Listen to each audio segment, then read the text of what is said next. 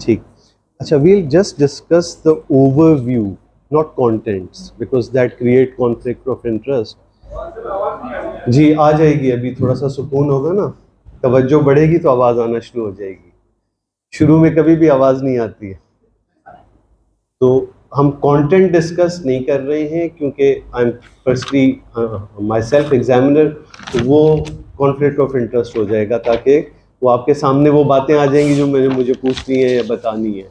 इसीलिए हम ये क्लासेस अमूमन अवॉइड करते हैं कंटेंट वाली. ये हम क्या करने जा रहे हैं, एक overview towards long case and short case. अच्छा, एग्जामिनेशन के कुछ अपने नॉर्म्स होते हैं, क्लिनिकल प्रैक्टिस के अपने नॉर्म्स होते हैं, लेकिन एक एग्जामिनर आप में दोनों चीजें ऑब्जर्व कर रहा होता है. गो के वहां पे सेटिंग टोटली डिफरेंट है, but we are looking on to your everything in a way that your communication skills, and these skills are needed not for just exam, these are for your routine clinical practice as well. तो हम उसमें ये भी देखना चाहते हैं कि आप नेचुरल लाइफ में क्या काम करते हैं, कितनी आपकी एक्टिंग चल रही है, और कब ऐसा लग रहा है कि अब वो नेचुरल सिचुएशन में आप आ रहे हैं तो आप पता चल रहा है, जाहिर हो रहा है कि ये आपका रियल फेस है. वो हमें सब पता चल जाता है. यहाँ तक एक्टिंग थी, अब वो एक्टिंग का मोड खत्म हो रहा है और यहाँ पे रियल फेस सामने आ रहा है. तो आइडियल तो ये है कि ये चीज़ें रेस्ट ऑफ द लाइफ के लिए अपनी प्रैक्टिस में आप इनकॉर्पोरेट करें. आइडियल यही है. वहां पे चूंकि आपने एक कॉम्प्रिहेंसिवली अपनी ये स्किल शो करनी होती है, तो आपके पास टाइम बड़ा एम्पल अमाउंट में है. लॉन्ग केस की अगर हम बात करें तो लाइक 30 मिनट्स. अब ये कितने लोग हैं जो ऑलरेडी दे चुके हैं? So we have almost like 40% जो, तो आप खुद अभी ये अंदाजा करेंगे, जो लोग नहीं हैं उनके लिए ज़्यादा इम्पोर्टेंट है, जो है उनको अंदाजा हो गया होगा. तो उस 30 मिनट में बड़ा इम्पोर्टेंट है कि आप एक टारगेट लेके चलें कि 20 से 25 मिनट में आपको अपनी पूरी ड्रिल कंप्लीट, कोई सीक्वेंस होनी चाहिए. और ये आपके जो 5 6 7 दिन रह गए हैं, इसमें वो प्रैक्टिसिंग होनी चाहिए कि आप किस तरह लॉजिकल सीक्वेंस में इन 20 टू, अपना टारगेट बल्कि 20 मिनट्स रखें, 5 मिनट्स में बी मोर. क्योंकि देखिए उस 30 मिनट्स के बाद अब हम आपसे एक compose summary of whole patient, और उस समरी में अगर आप पर्टिनेंट बातों को इस तरह लॉजिकल सीक्वेंस में बिल्ड कर रहे हैं जिससे लग रहा है कि आप खुद बताना चाह रहे हैं कि इसका मसला क्या है. एक प्रेजेंटेशन होती है जस्ट इंफॉर्मेशन बता रहे हैं आप, without filtering important things. Negative गैर ज़रूरी निकल गई और पॉजिटिव ज़रूरी रह गई, और जो पर्टिनेंट है वो लाजमी उन पे स्ट्रेस हुआ.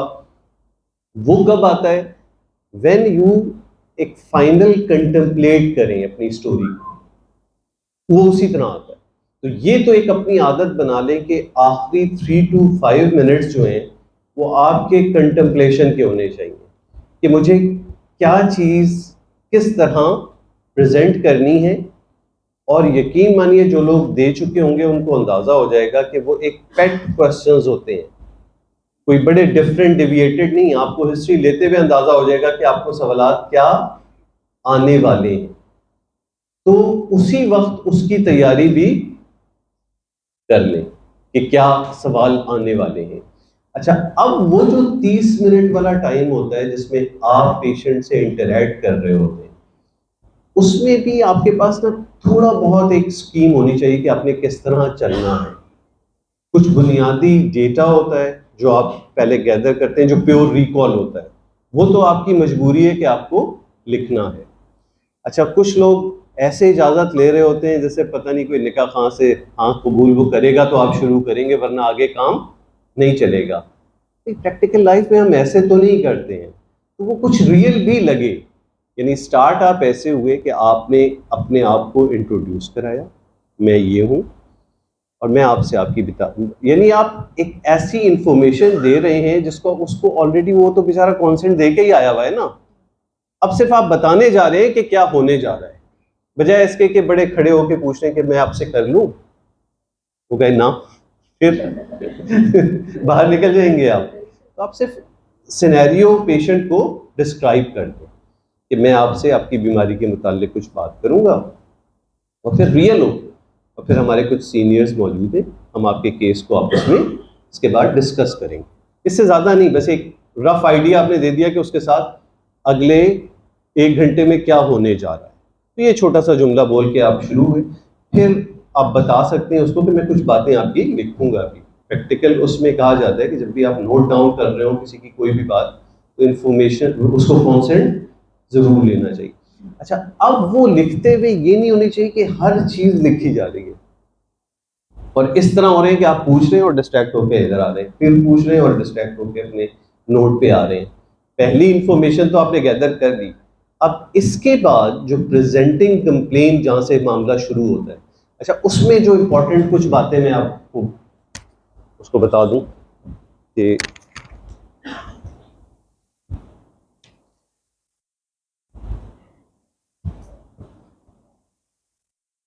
अभी आप प्रेजेंटिंग कंप्लेन किसे कहते हैं, क्योंकि ये ना बड़े डिफरेंट। एक बड़ा मजेदार पेशेंट होगा, पहली दफा आया है, यानी जिंदगी में पहली दफा उसको हफ्ते 10 दिन पहले कुछ हुआ है, ये आपकी जिंदगी आसान है।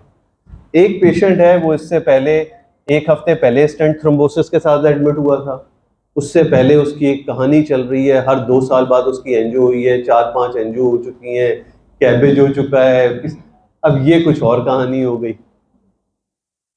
In all these situations, your presenting complaint should be the problem with which patient came to the, ये आपको जज करना। अच्छा, हमारा जो लॉन्ग केस में पेशेंट होता है, वो सेटिंग ऐसी होती है कि उस वक्त वो क्या स्टेटस होता है उसका, एसिम्प्टोमेटिक। इसका मतलब है कि वो जितने केसेस तकरीबन 95 क्या 100% वो होंगे जो यहाँ से स्टेप डाउन से इस तरह जाते हैं, और बाकी जगहों पे भी ऐसे ही होता है कि हॉस्पिटल इन पेशेंट से। अब ये आपकी रिस्पॉन्सिबिलिटी होती है कि आप कैसे उसको बिल्ड करते हैं। ऑनसेट ऑफ सिम्टम, ठीक है। 2, कभी कभार प्राइमरी केयर। प्राइमरी केयर में कितनी देर, कुछ मिनट, कुछ घंटे, या कभी कभी इवन दिन। उसके बाद फिर टर्शरी केयर। अच्छा, टर्शरी केयर में भी लैंड कब हुआ, क्या ऑफर हुआ, क्या प्रोसीजर हुआ, प्रोसीजर के दौरान क्या हुआ, प्रोसीजर के बाद क्या हुआ, अभी कितने दिन बाद वो है, और अभी प्रेजेंट स्टेटस क्या है। So you have to start history from onset of symptom till today. और फिर याद रखिए इसी तरह इसको बयान करना हो कि at present this patient is here stable, but his presenting complaint was this, and which was started about a week back। अब वहां से सीक्वेंस शुरू होना चाहिए। अच्छा, उसमें फिर मैं हैरान रह जाता हूँ, आप बड़े अच्छे अच्छे लोग, ड्यूरेशन का जिक्र नहीं, बस सिम्टम उसकी डिटेल्स सारी चल रही हैं, कोई मुझे ये नहीं बता रहा कि ये शाम 5 बजे चल रहा था, बैठा हुआ था, भाई किस तरह शुरू हुआ, what he was doing at that moment, what's the state of health prior to that। उसमें आपको बड़ा कैटेगोरिक बताना होता है, in her usual state of health week back, यानी यहां से आप शुरू कर रहे हैं ना प्रॉब्लम। अब यहां से लॉजिकल सीक्वेंस बनना शुरू होगा कि he experienced substernal chest discomfort for how many minutes, how many hours, and then he reach to, ये सारे टाइम इंटरवल मुझे चाहिए यहां टर्शरी केयर तक और प्रोसीजर तक, और इस दौरान उसके साथ साथ क्या क्या हुआ, वो सिम्टम की डिटेल में। भाई पक्का एमआई है यार, जाहिर सी बात है प्राइमरी किसी की हो गई है, तो अपना वक्त उस कैरेक्टरिस्टिक्स पे बुनियादी चीजें पूछ लें, कहाँ था दर्द, कहीं और जा रहा था। लेकिन अब ज्यादा इंपॉर्टेंट, क्योंकि ये डेफिनेटिवली आप सिनेरियो से अंदाजा कर रहे हैं, डायग्नोज केस है, तो आपकी ड्रिल ज्यादा सिम्टम एवेल्युएशन पे नहीं जाएगी, आपकी ड्रिल मैनेजमेंट स्ट्रेटजीज की वजह से इस पे जाएगी कि ये कितने ड्यूरेशन के बाद आया, इन बिटवीन इसके साथ क्या क्या हुआ, क्या क्या दवाइयाँ मिल गई, क्या नहीं मिली, क्या इन बिटवीन कोई कॉम्प्लिकेशंस हुई नहीं हुई, और उसके बाद अल्टीमेटली वो आज किस हाल में मौजूद है आपके पास।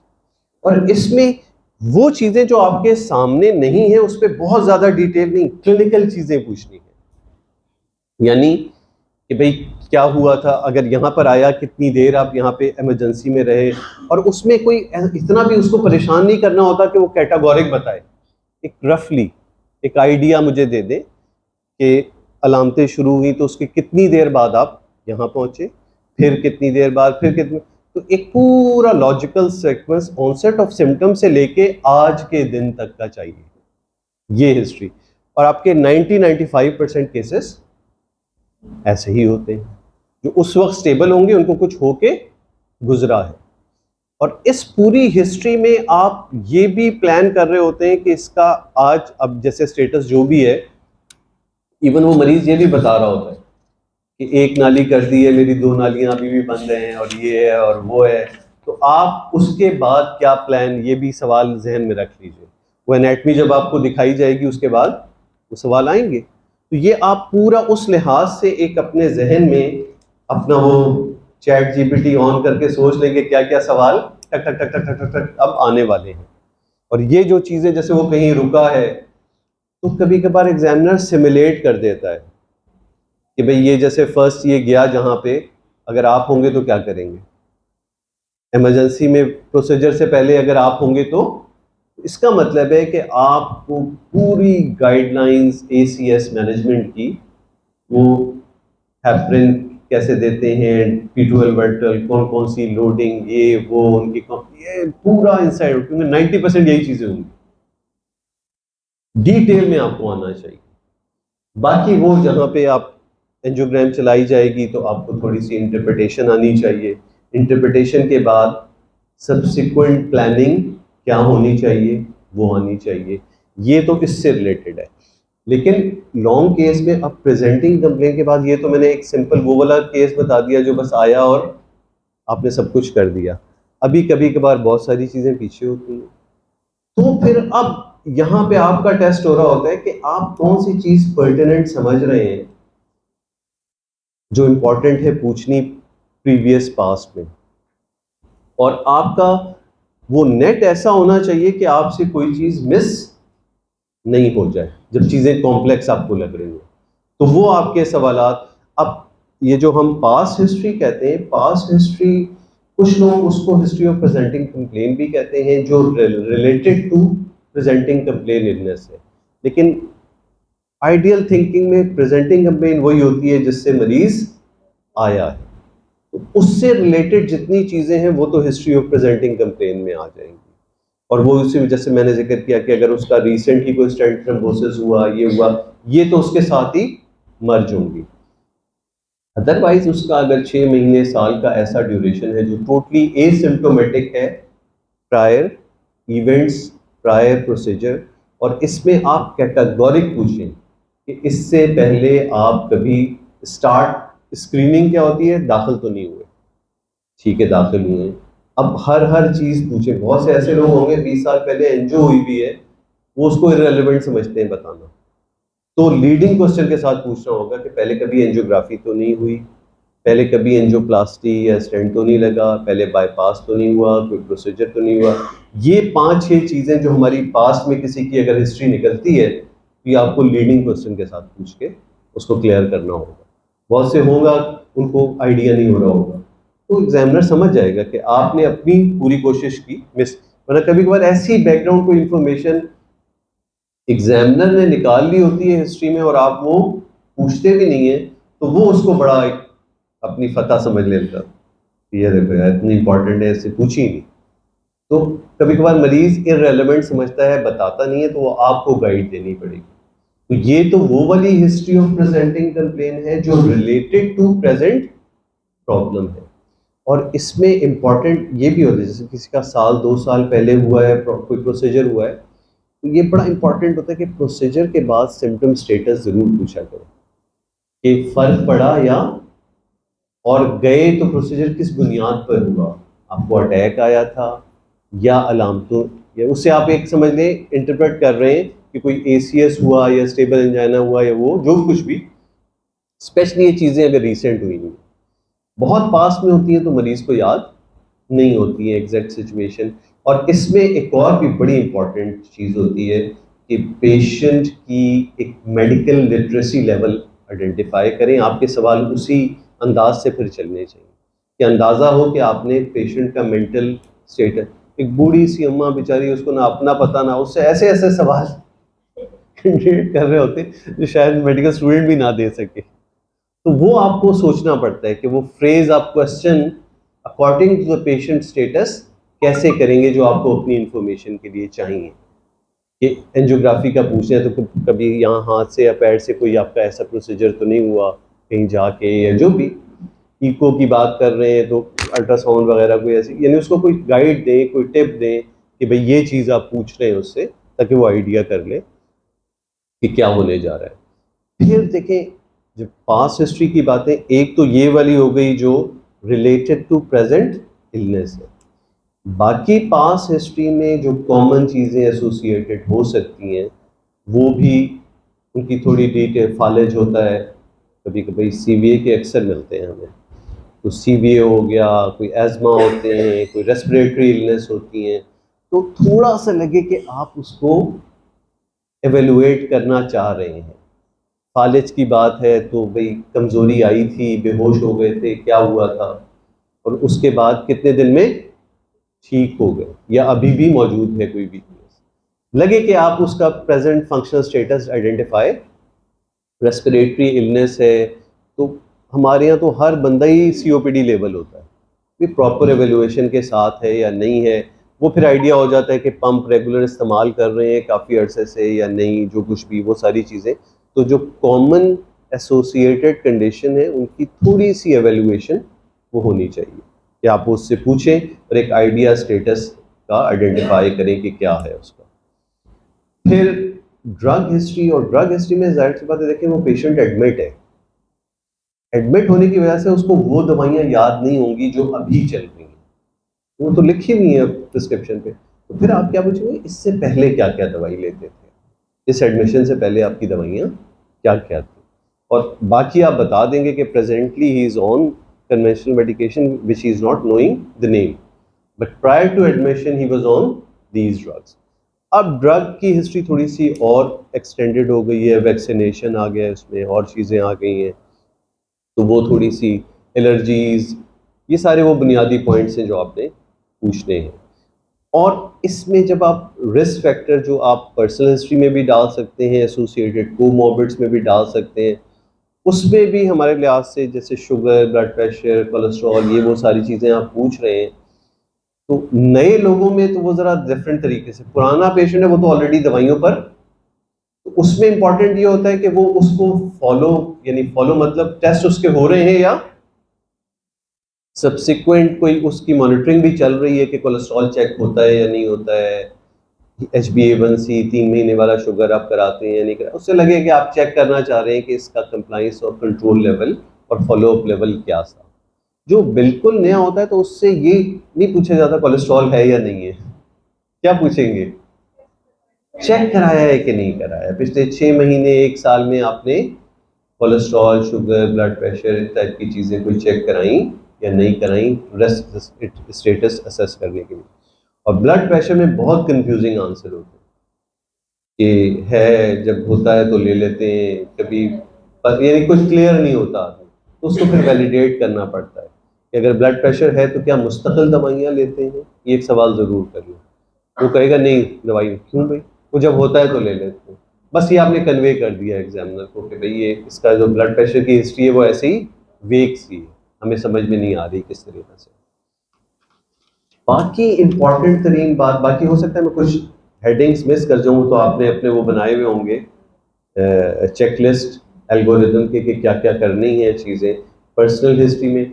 अच्छा, इस बेस हिस्ट्री से डिपेंड करता है कि फिर किस हिस्ट्री को कितना डेप्थ में जानना है। तो इसके मतलब है होल हिस्ट्री की चेकलिस्ट के बाद आपके पास ये लिबर्टी, थोड़ा सा टाइम बचा हुआ हो कि अंदाज़ा हो जाए कि कहाँ कितनी देर और मज़ीद देनी है। अच्छा, और बताते हुए ना इनको हेडिंग नहीं देनी चाहिए, वो ज़रा बचकाना लगता है कि जब आप हेडिंग देके बता रहे होते हैं कि ये नहीं। अब आपने इसको जब कंपाइल करना शुरू करना है तो स्टार्ट वहीं से, बेसिक इन्फॉर्मेशन के बाद प्रेजेंटिंग कंप्लेन और डिटेल्स ऑफ प्रेजेंटिंग कंप्लेंट। कभी कभार इवन वो लोग शुरू कर रहे होते हैं उसके वो इलनेस को मिलाने की वजह से और पीछे से कि नॉन केस है, इतने अरसे से ये भाई अभी क्या हुआ है, फिर वो बाद में पहली चीज बताने की प्रेजेंटिंग इलनेस और उससे रिलेटेड जिसकी वजह से मरीज अस्पताल में आया है, वो बहुत इंपॉर्टेंट। और फिर आपकी इसकी जो कंक्लूसिव प्रेजेंटेशन हो वो भी लॉजिकल लगे कि आपने किस तरह उसकी टाइमिंग बताई, मैनेजमेंट स्ट्रेटजी बताई, आउटकम्स उनके बताते रहे और ऑन सिम्टम, और फाइनली प्रेजेंट स्टेट में भी आफ्टर प्रोसीजर उसका प्रेजेंट स्टेटस क्या है। ये तो इस तरीके से ये आप पूरा लॉन्ग केस, बाकी देखें कंटेंट पे हम बात नहीं करेंगे, वो फिर हम उस पर ही आ जाएंगे कि जब आप आएंगे सामने तो देखेंगे। कॉमन चीज़ें हमारे आपके लिहाज से हमारे 4-5 इलनेसेस ही होती हैं, चेस्ट पेन है, सिनकोपी है, पैल्पिटेशन है, डिमा है, वो रेलेवेंट आपके पास सारी चीज़ें होनी चाहिए कि क्या की क्वेश्चंस आपने साथ साथ उसके पूछने हैं। इस हवाले से अब long case point of view से कोई जहन में आपके सवाल हो, यानी वहाँ की सेटिंग के लिहाज से।